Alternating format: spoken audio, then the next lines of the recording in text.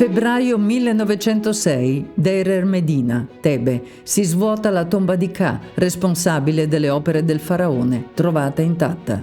Gli oggetti di uno dei corredi funerari più straordinari della storia escono alla luce accecante dell'Egitto dopo 35 secoli e vengono portati in luogo sicuro. Ernesto Schiaparelli, direttore del Museo Egizio di Torino e accademico delle scienze, impegnato in campagne di scavo dal 1903, manda in quelle ore al ministro della pubblica istruzione una lettera e spiega la scoperta.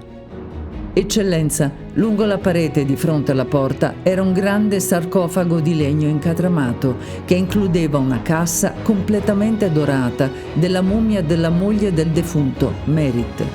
La mummia di Ka era in un altro maggiore sarcofago incatramato che occupava la parete attigua, chiuso in altre 2 casse colorate e dorate, sulle quali era disteso, più volte piegato, un papiro lungo 15 metri con bellissime miniature contenenti le preghiere del culto dei morti. Lungo l'altra parete era il letto nuziale, di fronte una piccola statuetta del defunto inghirlandato. Ma prima di arrivare a questo si stava perdendo la speranza. 250 gli operai divisi in varie squadre su macerie altissime, scrive Schiaparelli. Poi, dopo un mese di lavoro improbo e ingrato, dopo aver scavato oltre 2/3 della valle, apparvero gli spigoli di un'apertura. Una scala scendeva ripidissima nelle viscere della montagna. Un muro, un corridoio, un altro muro a secco. Una porta chiusa da 3500 anni. Si immagini di essere Schiaparelli davanti alla porta della tomba di Ka quel giorno? Quel 15 febbraio del 1906 fu un momento, penso, irripetibile per lui e irripetibile per chiunque. È tutto ciò che si collega a quello che ancora noi oggi colleghiamo con l'archeologia, il fatto che ci sia una camera ipogea, che a fondo dei gradini ad un pozzo si trovino dei primi oggetti fuori e poi una porta ancora sigillata. Arthur Weigel, che era l'ispettore di antichità e che era lì con Schiaparelli, scrisse: il momento della resurrezione è arrivato. Ecco, allora io immagino l'emozione di entrare per la prima volta e di vedere quei 467 reperti, di vedere appunto, come scriveva Arthur Weigel, il momento in cui quegli oggetti potevano tornare a vivere. Noi abbiamo lavorato molto sul concetto di biografia dell'oggetto, quindi l'oggetto che viene creato, che funziona in antico, che viene dimenticato e disperso, potremmo dire muore e poi torna a nuova vita grazie alla scoperta. E gli oggetti raccontano 2 vite, quella di Ka, architetto o capomastro delle tombe reali, i regali dei faraoni per cui lavorò tanto e bene, la biancheria, i mobili, gli oggetti personali, i giochi.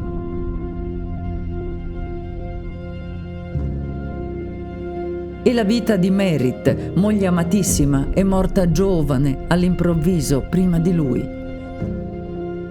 La parrucca, scrive Schiaparelli, tuttora lucente per gli oli profumati, il cestino del cucito, gli aghi, il trucco, e poi il pane, la carne, i pesci, la frutta, le provviste dei 2 per l'aldilà.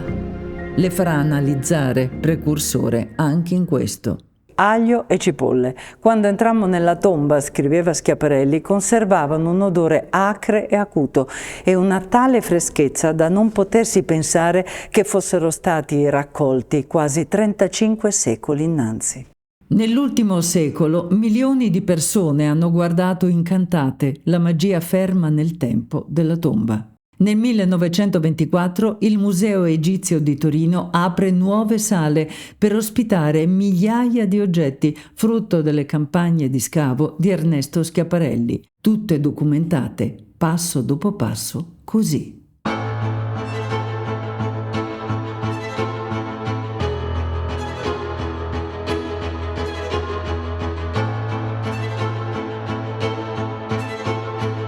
Questa è la statua dell'artigiano Pendua e della moglie, calcare bianco, viene anch'essa da Deir el-Medina. E questo è il momento in cui fu ritrovata nel 1905. Stesso periodo, ancora Deir el-Medina, la cappella di Maya. E questo è il primo esempio di strappo di una pittura a secco che è stata staccata e riposizionata nella cappella ricostruita, la cappella di Maia. Schiaparelli era molto esigente e per tutte le attività si valse dei migliori specialisti del suo tempo, tra cui Lucarini di Firenze, che venne apposta in Egitto per fare questi strappi. Le pitture all'interno illustrano i funerali, illustrano la posizione di questo pittore che probabilmente si dipinse la cappella da solo. Ma dove vivevano Maia, Ca e gli altri? Fu Schiaparelli a scoprire il villaggio di Deir el Medina con le case degli artigiani, artisti e operai che per 500 anni costruirono le tombe della Valle dei Re e delle Regine. Il Museo Egizio di Torino era nato nel 1824 con la spettacolare collezione Drovetti, fortemente voluta dall'Accademia delle Scienze. Migliaia di statue, papiri, oggetti della vita quotidiana, il primo museo egizio del mondo. Ernesto Schiaparelli, brillante egittologo, ne diventa direttore 70 anni dopo, nel 1894, e sente subito la necessità di arricchirlo con nuovi reperti. Gli altri musei sono impegnati in grandi campagne di scavo. Con Schiaparelli, grazie alle nuove conoscenze dei suoi tempi, si cominciò a esplorare metodicamente il terreno, tenendo anche conto dell'origine precisa delle antichità. Professore, come scelse Schiaparelli i luoghi dei suoi scavi? Schiaparelli portò l'Italia a partecipare alla scoperta e documentazione dell'Egitto, che fu la grande epopea della seconda parte dell'Ottocento. Prima attraverso suoi viaggi, attraverso collaborazioni con egittologi illustri e poi attraverso la creazione di una missione archeologica.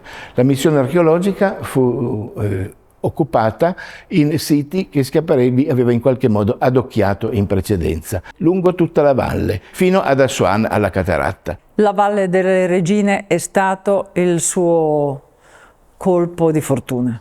In quel periodo era la Valle dei Re che era sottoposta ad uno studio sistematico.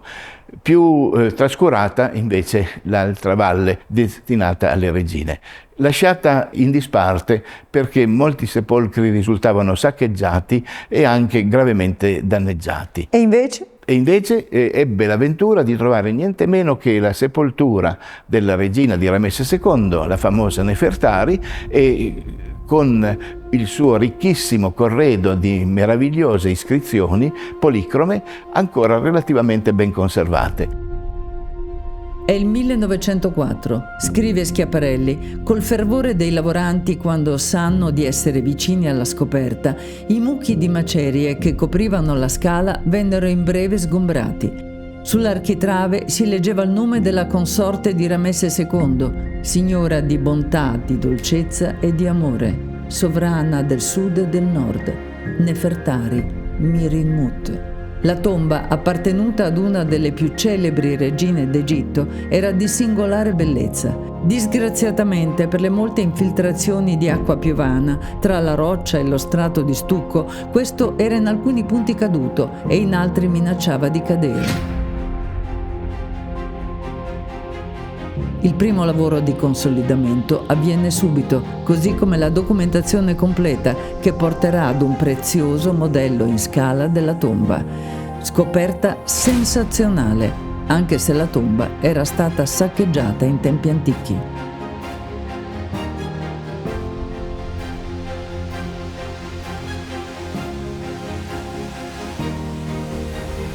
Benvenuti alla fototeca storica del Museo Egizio.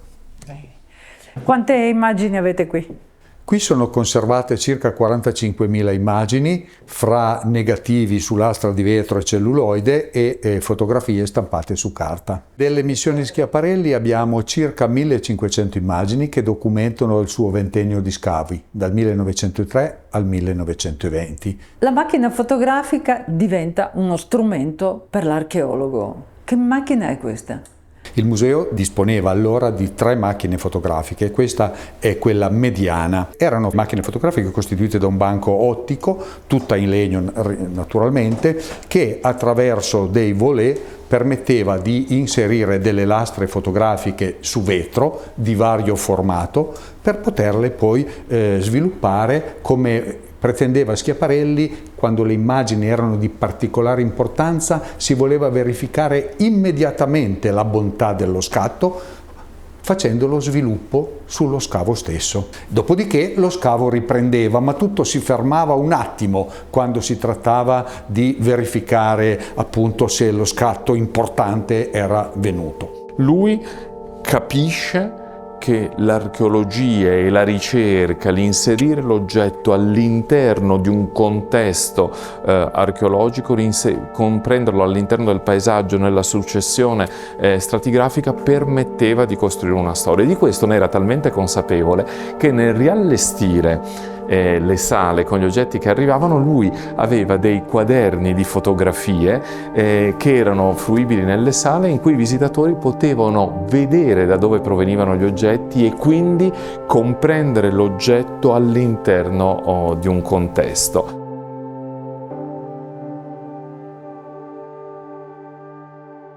E qui siamo nella Valle delle Regine e si vede l'accampamento. Come funzionava, come viveva la missione?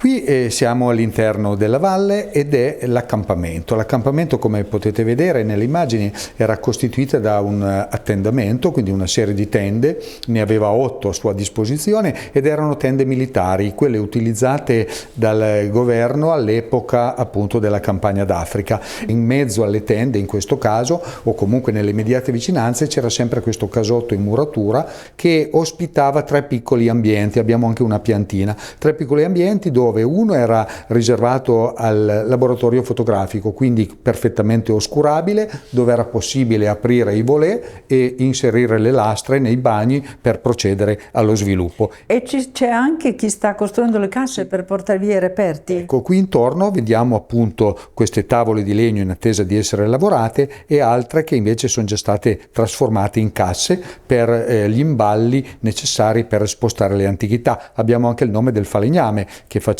questo mestiere, che seguirà Schiaparelli per tutto il periodo dei suoi scavi e si chiamava appunto Morcos.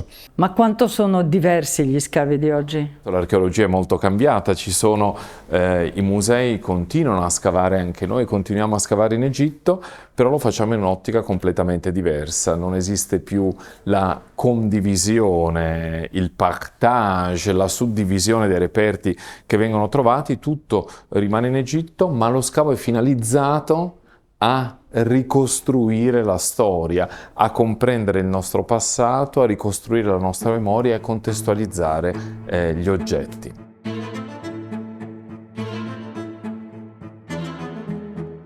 Da documentazione archeologica, la fotografia con Schiaparelli diventa anche altro. Scrive la storia di un'epopea, racconta un momento irripetibile dell'egittologia. Ma quante persone lavoravano agli scavi? Abbiamo anche documentazione di anni in cui c'è stato bisogno di assumere 100 operai. Sì. Normalmente erano una quarantina di adulti accompagnati da 40 ragazzi. Perché?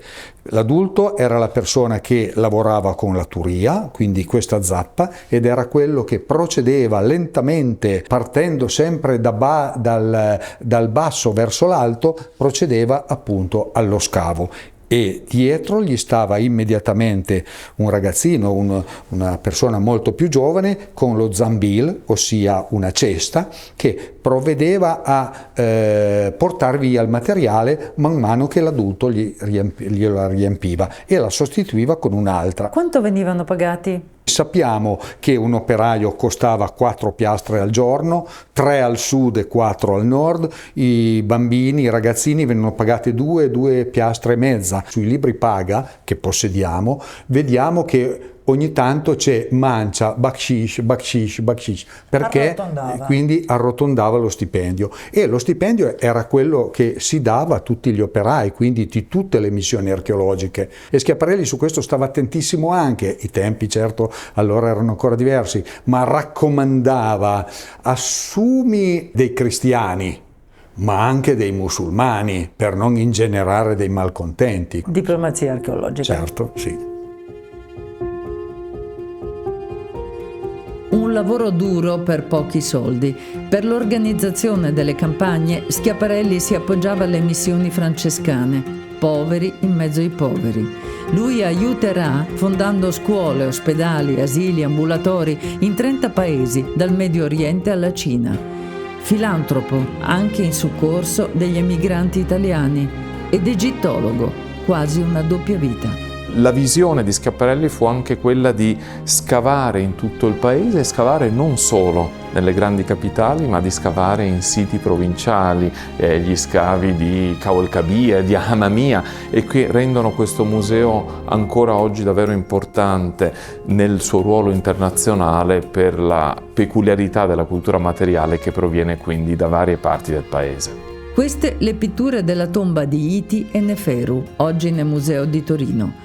Scoperta e per la prima volta fotografata a colori dallo straordinario Virginio Rosa, che lavorò a Gebelein e a Siut per conto di Schiaparelli. Morirà a soli 26 anni. Il ritmo dei lavori era estenuante, le condizioni difficili. Anche Francesco Ballerini, che partecipò a tante campagne, da Gisa a Eliopoli e Deir el Medina, morirà a 33 anni. Per i suoi scavi, Schiaparelli volle un'equipe interdisciplinare. C'era tra gli altri anche un antropologo, Giovanni Marro. Il problema grosso è stata l'esiguità della squadra di archeologi che accompagnavano Schiaparelli, la mancanza di poter avviare un tirocinio per creare una scuola, e anche in fondo la mancanza di fondi.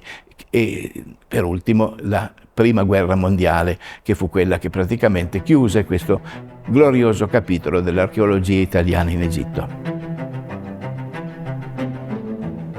Ernesto Schiaparelli entrò nell'Accademia delle Scienze di Torino nel 1910, anche per i risultati ottenuti nelle sue straordinarie campagne di scavo. E questi sono i volumi che raccontano l'avventura della missione archeologica italiana, conservati nella biblioteca dell'Accademia. Un volume intero è dedicato alla scoperta della tomba di Ka. Tutto descritto, oggetto per oggetto, i 467 oggetti. Il racconto completo, compreso i ricordi e le emozioni. Sentite che cosa scrive.